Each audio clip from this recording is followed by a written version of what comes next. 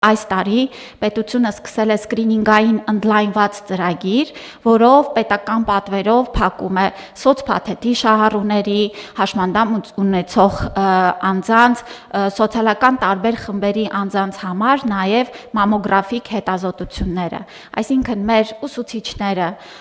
բժիշկները, տարբեր պետական ծառայողները, զինծառայողների ընտանիքի անդամները կարող են անվճար հետազոտվել եւ մեր կարգախոսն է, որ մեկ հետազոտությունը կարող է կյանք փրկել։ Պետք է հիշեցնեմ, որ կրծքագեղձի քաղցկեղը ինչպես աշխարհում, այնպես էլ Հայաստանում բավականին մեծ մահացության եւ հիվանդացության բեռ է եւ նման արշավների միջոցով գրագետ ճիշտ կանխարգելիչ միջամտությունների շնորհիվ մենք կարող ենք նվազեցնել թե մահացությունը եւ թե իհարկե շատ ավելի լավ կյանքի որակ ունենալ եւ ես շնորհակալ եմ բոլորին, որ նաեւ կառավարությունը միացել է այս իրազեկման արշավին։ Շնորհակալ եմ։